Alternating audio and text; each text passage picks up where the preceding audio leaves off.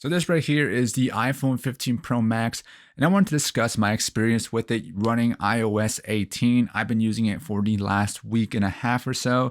I just want to go over my thoughts on the software experience, but also just talk about the phone as a whole because I've been using all other Android phones throughout the whole rest of the year. I used the iPhone 15 Pro Max for, I would say, maybe 2 months total over the last year or so, just to get an experience with it. And just iOS 17 wasn't my favorite. And I thought maybe iOS 18 could bring me back to iPhone and see if I wanted to switch back to the darker side or lighter side, depending on which side you consider which. But also on top of that, also consider whether you should be getting an iPhone 15 Pro series in the used market versus buying the brand new iPhone 16 Pro Max if you're coming from a much older iPhone. So without further ado, let's talk about it. So first, I'll talk about just the feel in the hand, the hardware, the design. Overall, from afar, it definitely looks like the current iPhone 16 as well as the previous iPhone 14, but I think they made some pretty good improvements coming from the 14 series. I'm not sure how much of a difference it's going to the 16 series. I haven't felt it in my hand or used it, but I've seen pictures, but it looks pretty similar to the 15 series from what I'm seeing. Basically, the titanium frame definitely helped make the phone a bit lighter. The iPhone 14 Pro Max was pretty heavy with the stainless steel frame. Plus, the stainless steel frame was a glossy finish, and it just wasn't my favorite look, in my opinion. Now it's a matte finish, which I personally really like. And on top of that, they softened off the edges, so now it's much more comfortable to hold in the hand if you're not using a case. I really want to rock the iPhone 15 Pro Max without a case, but I'm too afraid, so I always rock a case personally just to make sure I'm adding a little bit more grip and more protection. The cases I personally have been using are the Crave Cases, and they actually sent a couple out for me to check out. And I gotta say, I really like their stand case, which gives you a little ring to be able to prop this up to watch videos horizontally, or if you're on a FaceTime call, or maybe you're scrolling through social media, you can always prop this up vertically and swipe through videos that way as well. The case is made up of polycarbonate thermoplastic and rubber, so it does add a bit of grip on the sides, and it also adds a matte back, which allows you to see the color of your device. I personally think this color that I'm using right now, the navy, matches perfectly with the titanium navies, which is why I'm using it. Overall, it does add a good amount of protection and a good amount of functionality as well. With that ring I already talked about, it also is a MagSafe ring. So if you're not satisfied with this particular stand case, you can add MagSafe accessories for obviously charging, but also maybe an additional MagSafe stand. Crave also offers a dual guard case, which is available for other models, not just the iPhone. For example, they offer some for the S24 Ultra as well as the Pixel 8 Pro. There are some models that don't come with MagSafe built into the case, so you do have to attach a third-party ring, which is what I did for the Pixel 8 Pro case. The S24 Ultra case does come with the MagSafe case. There's actually 2 versions available, but either way, this dual guard case is obviously 2 pieces. You have your plastic rubber piece, and then you have a hard shell piece that goes over top. Adds a good amount of protection, but I do wish that the sides were just a little bit grippier, mainly because when I'm propping this type of case up to watch a video horizontally, it always slides off the table. So if you want to check out the Crave cases for yourself, I'll leave a link down in the description for you guys to check them out. Like I said, they're not sponsoring or they're not paying me to say anything. They just sent them out for me to check out, and they're pretty good cases overall. So if you're looking for a new case, be sure to check them out in the link down in the description. Now moving on to the rest of the hardware, I do want to talk about the haptics of the iPhone. I feel like every iPhone has some of the best haptics out there combined with the speakers.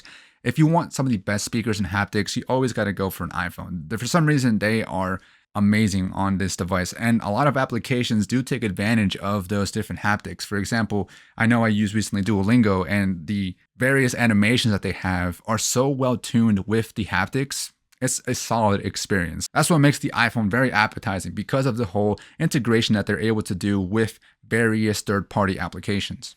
I also want to real quick mention the placements of the buttons. Obviously, the iPhone here has the power button on the right side and the volume rocker on the left-hand side. There's pros and cons to that. The pro being that in the pocket, it's so easy to figure out which buttons are which. But the con is that if you're placing your phone horizontally to watch a video, there is a small chance that you might accidentally click on one of those buttons. Next up is the action button. And I thought I wasn't going to use this button at all, but turns out I actually do use it a good bit. So I programmed it to open up a small menu, and within that menu, I just have quick links to various applications. These applications I use a lot throughout the day, such as my Hue application. I think I use that the most out of all of them, where I can easily control the lighting of my apartment. I actually got this quick menu system from someone else's video, and I definitely recommend watching a ton of videos online as far as how you can customize that action button, especially now if you're considering the 16 as well, because the 16 and the 16 Pro series both have the action button, and there's going to be a ton of videos already out there with how you can customize that action button. And then the display, phenomenal. I think this is one of the best displays you can get out there on the market. The only thing I guess you can really just complain about is that there is that big dynamic island at the top of the display. Over time, you definitely get used to it being there, but it is a bit of an eyesore if you're looking for it. And there's some videos as well that do have a certain aspect ratio where the dynamic island does start to peak in there, even if you haven't pinched to zoom.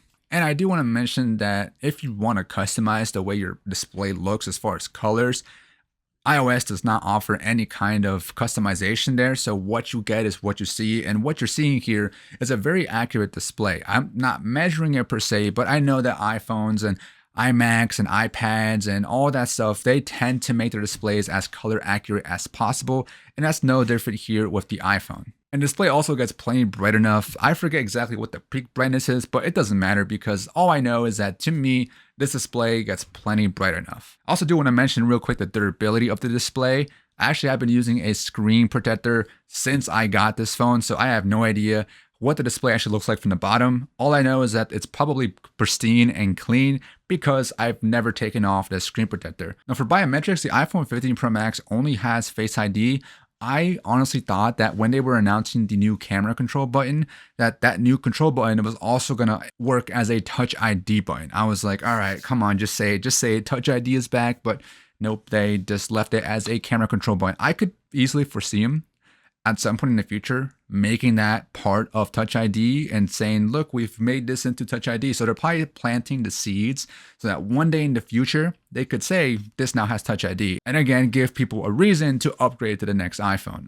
I can definitely see that being the case. It just makes sense to me, just like with the MacBooks, how they have the notch at the top. And even though the M2 and M1 don't have Face ID, they'll eventually integrate Face ID in there. I'm assuming they have to, right? Either way, I'm going on a different tangent. Face ID on the iPhone 15 Pro Max, it works pretty flawlessly for the most part. The only times I ever have issues is in the bright early mornings. It sometimes has issues recognizing my face. I think it might just be because my face looks out of whack and my hair is messed up and stuff like that. So I'm not entirely sure why. Sometimes it misses, but for the most part, it's usually pretty flawless. Especially when you're comparing it to like an Android device that only has a 2D facial recognition, which those suffer a lot whenever you're in low light conditions, in a dark environment, at a weird angle, your phone's far away from you.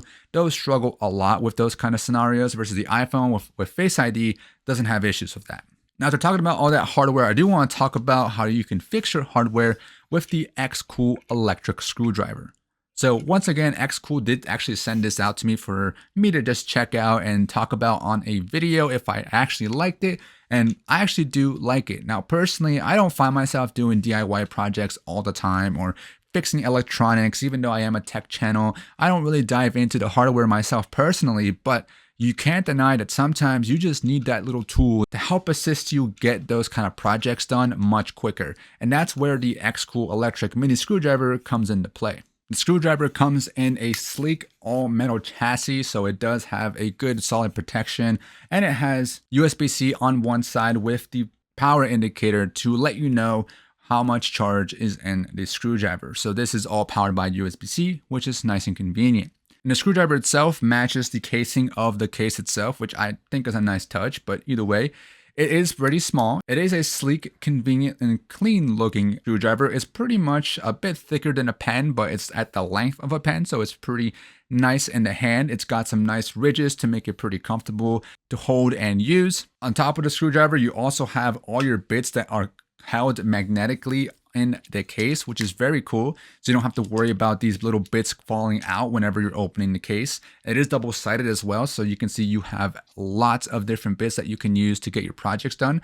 So you might come across a project that does require a very precise different kind of screw that you didn't think you would have a screwdriver for, but with this screwdriver, you likely have the exact bit that you need to be able to get the project done. And you also have a magnetizer and demagnetizer at the bottom to be able to allow you to make sure you're not losing those little screws. And of course, you also have drill bits. So if you want to drill using your electric screwdriver, you can. You do have 5 torque settings starting at 0.1 up to 3 Newton meters. And to switch that, it's very easy. Down at the bottom, you do have a button that you can hold down and you can quickly switch between the different settings. The bottom button is also used to turn on a flashlight, which I find to be very convenient whenever you're trying to precisely get the screw into a little hole that's hard to see. So you can use that flashlight to easily see where you're trying to drill into or screw into. And the screwdriver has a screwing in mode as well as a screwing out mode. So using this is much faster than doing something manually. You have 400 RPM, allowing you to get jobs done not only quicker, but more efficiently. And even though it's small, you're still able to get a good amount of battery out of this. You're able to drive in around 500 plus screws or drill in 40 plus holes per charge. Included in the box, you also get a pair of tweezers and a plier.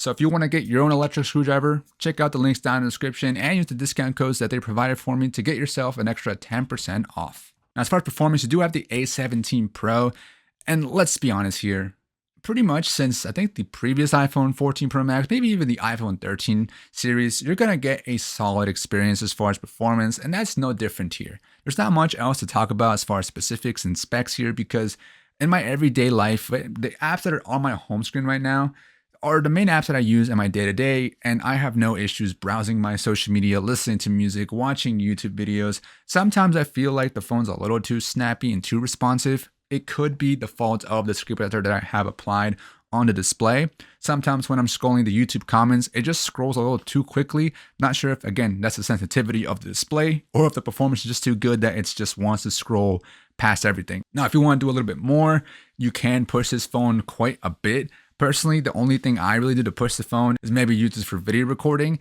And even then, I don't notice a stutter, any kind of lag. There's some phones, like for example, the Pixel 8 Pro, whenever I'm recording with 4K 30, after some time, I do notice there's a lot of delay and lag whenever I'm recording. It just looks very choppy. It almost makes you think that the video is going to end up choppy, but in reality, it doesn't. But either way, that does not happen here on the iPhone 15 Pro Max. I also did try playing a couple of high-intensive games that use a lot of resources, such as Call of Duty, and I actually did notice the phone start to hog up a little bit. There's a bit of frame drops, delay, some lag. It wasn't terrible. The experience wasn't broken, but it was definitely noticeable. And the phone rarely got warm when I was using it in my day-to-day, but again, when I was using those high resource-intensive games, the phone definitely did get a bit warmer on the camera section, and that was only noticeable if I was holding the phone without a case, or if I was using a case or using a controller attached to it, then I did not even realize that it was getting warm. But besides that, performance is great. There's nothing much else you can say besides the fact that this phone will be lasting you for quite a long time as far as the performance. And on top of that, it is one of those phones that is compatible with the new AI, with the Apple Intelligence, even though with iOS 18, you don't get any of the new Apple Intelligence features, which I'm sure you've heard plenty of times from many other videos that it just doesn't make sense that they're releasing a new iPhone that's built for the new Apple Intelligence. Even though the new features aren't even available with the software yet, it just doesn't make sense. But at least you know with the iPhone 15 Pro Max, again, another reason potentially why you should consider this phone instead of buying a brand new iPhone 16 is just because this is going to be compatible with it. So you can get a used one for probably a good price, cheaper price, probably the same price as like an iPhone 16 or 16 Plus. Instead of getting one of those, you can get a Pro Max. So jumping into the software here, I do want to touch on some of the new things that come with iOS 18 and talk about my experience with them. So first I'll talk about the home screen customization. The first thing is that they finally allow us to move icons anywhere we want on the screen, but they gotta fix the jiggle mode. Man, is it annoying to try and move one icon to one little location because I'm not sure what the logic is behind the whole software here that when you move one icon, it forces icons to move and shift all over the place. It was already bad on previous iOS versions and it's still bad on here. And now the fact that you can move icons anywhere, it doesn't help. I mean, it's still sort of the same experience where sometimes you get icons that just shift out of nowhere and don't go where you want them to go, but at least you can just move apps anywhere. And they've added the icon tinting. You can see here that the icons are aesthetically matching the wallpaper that I'm using. Does it look great?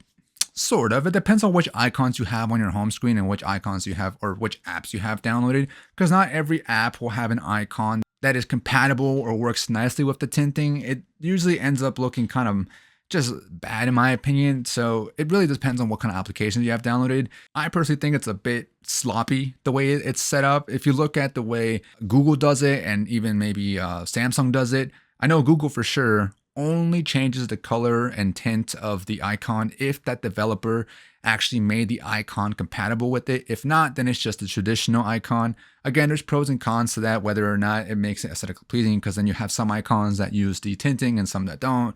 And in this case, all of them do force it, which it's up to you to decide which you prefer in that case. But maybe Apple should have given us the option for that. They should have given us the option to force all tinting or force only on apps that are compatible. And you also have the ability to remove the labels underneath the icons, which is great and all, but for some reason, they enlarge the icons on you. So if you remove the labels, they enlarge the icons. If you have the labels, the icons are a normal size. Again, where's the flexibility here? Samsung allows you to change the size of those icons. Even OnePlus allows you to do the same thing. If you want to remove those labels, you can. And you can also adjust the sizing of the icons on top of that. So here, it's not one or the other. It's like you're forced to live one certain way, and it's not the right way. So I'm not a fan of that. I love removing the labels out of my icons, but I don't love that they make the icons bigger. And also with the labels, you can't decide if you want just the home screen to remove the labels or if you also want the app library. So I personally like to have the home screen without the labels and then the app library showing me the labels, just because when I'm looking around for my icons, if you have a folder full of icons that are tinted the same, you need that label to be able to find them. So I'd rather have the labels in the app library and the labels removed on my home screen. And speaking of the app library, they also added the ability to have a hidden folder. Now this folder, I believe, does show regardless if you have apps hidden or not, which there was a bit of a controversy or just like a hot take that what's the point of having a hidden folder if you know there is a hidden folder? But if everyone has that hidden folder, then I think it's fine. It's okay to have it that way. Obviously, you know which apps people may or may not want to hide from other people. So like me, it's pretty obvious I have my dating apps hidden there so that whether or not someone looks into my phone, I really don't care if they're hidden or not. I just added them there to see what that feature is like, but they're there. That's what the average consumer will more than likely use that folder for. And additionally, if you just want to protect one application that doesn't normally require Face ID, you can require Face ID for that application. So for example, if you want your Instagram to require Face ID to be opened up and used, you can toggle it on so that anytime anyone, even yourself, tries to use Instagram, it does require that facial recognition. Now we move over to the control center. While I love that I can finally move things around, make things a little bit more one-handed friendly to be able to reach down and just quickly adjust certain settings, it doesn't always work. For some reason, my control center is just bugged out. Like I can't use this. Oh, maybe now it works. So for some reason, there's times where the sliders don't work at all. I can't change the brightness. I can't change the volume. It just doesn't work. Like right now, I can't change. Maybe because I'm in silent mode, but now the brightness slider doesn't work. It's broken. I don't know what's wrong with it, why it's reacting that way, but it just doesn't work properly. On top of that, when you're trying to customize your control center, just like the home screen jiggle mode is awful as far as how the logic is behind it, where you're moving one icon around, the control center is like 10 times worse. It was such a pain to try and organize it the way I have it organized right now. I'll show you B-roll as I'm trying to move one icon, what it's trying to do, and it's a pain. I don't know why it's like that, but I strongly dislike the control center's editable jiggle mode. I like that you can edit it and change it around, but I don't like the logic behind how things move. And additionally, I don't really use the extra sections. So the other extra sections that they add here are like for your music and audio, and also a connection section. So you can quickly see a whole page for those various settings. I don't really use them. I end up just opening up the enlarged version from my favorites section. There's a lot of other iOS 18 features that were introduced, but I actually don't really notice those very often because I don't really use them very much. Some of those include RCS. Unfortunately, this is kind of disappointing that Mint Mobile does not have RCS enabled quite yet. So I can't even test it out with my other Android phones and just like text myself back and forth to see what it's like, what the experience is like. So unfortunately, I can't really look at that and test that, but that is available now. So if your carrier offers RCS, then you can enable that with the iPhone 15 Pro Max and be able to then make the experience a bit better for your Android buddies and friends who are texting you or you're texting them, just to make it a more richer experience. But I do like that they now introduced the ability to schedule messages. That is something that I love to do for birthday messages because I just forget. I forget birthdays all the time. So it's so much easier to know ahead of time when it pops in your head that, oh my God, someone's birthday's coming up. So I should send them a message.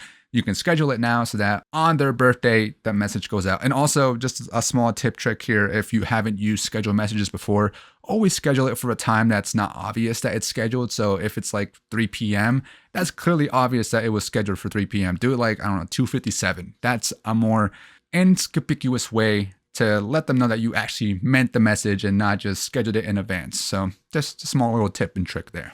And next, I do want to quickly touch on the lock screen.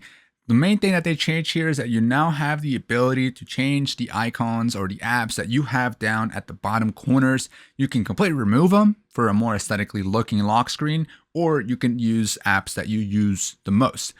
Honestly, I always wanted this, and I have always wanted it on other phones as well. But funny enough, I always end up just leaving it to the flashlight and the camera because those are the ones I actually use the most. So even though I really do want to change them, I don't personally, but there's definitely people out there that want to change them to other applications, and now you can. I did change mine based on the mode that is set on the phone. If it's work mode, then I have it set to my music and ChatGPT so I can quickly access those various apps because I use those the most throughout my day. Or if it's at night, I have it set to the flashlight and the camera because usually at night I end up needing the flashlight for some reason. And then on my casual days, I have YouTube and then the camera because I do use YouTube a lot to watch videos, or listen to music, etc. So that's been my experience of iOS 18 on the iPhone 15 Pro Max. It'll likely be the same on other iPhones as well. So let me know what your experience is like with your device and what you think of the new iOS 18 features. Again, definitely disappointed there's no AI features available quite yet, but I guess we'll have to make another recap video or another revisit video in the future once those features are out. As far as the cameras, the iPhone 15 Pro Max definitely does not disappoint. I will be like just like every other video you'll likely see out there and say that there's something about these cameras that it's just so good. The quality, especially the video quality, definitely on a phone, one of the best. There's something about it that just looks so clean and good coming out of a phone. Even when comparing to say like a Pixel or an S24 Ultra, the video quality was still not as good as the iPhone. For me, it's also the transitioning. When you're transitioning from the ultra wide to the main to then to the telephoto, just it's such a seamless and clean transition, and likely the color isn't going to shift at all. The white balance will likely stay the same as you're transitioning from the different lenses, and that's what makes it even better for me, because with the S24 Ultra and the S Pixel 8 Pro and even the OnePlus, as you're transitioning between the different lenses, you're constantly noticing a shift in the color, and that's likely due to the white balance or something. But either way, the video quality is very good on here. And I won't even talk about Apple ProRes Log because I didn't use that. I wanted to use it, but honestly, I ended up not using it because you do need to use an external SSD. And I don't want to carry one of those around to be able to record ProRes, so I didn't even bother with it. But the fact that you can is pretty cool for those people that do want to take advantage of it. And I really like that they finally added a 5x, I think it's what do they call it? A teraprism, terrascopic prism. I forget what it's called, but some kind of 5x zoom that allows you to go up to 15x maximum for digital zoom and then 5x for the optical zoom. The telephoto is great for concerts, games, any kind of event. This 5x zoom came in clutch. While my S24 Ultra does have the 5x zoom as well, it's also good to know that you can get the iPhone quality video with that 5x now. Now, as far as photos, I personally don't take too many photos myself, but I can rely on the iPhone to take some pretty good, realistic shots. I'll showcase some of the photos that I took and let you guys decide on the photos because the videos is what I cared about the most.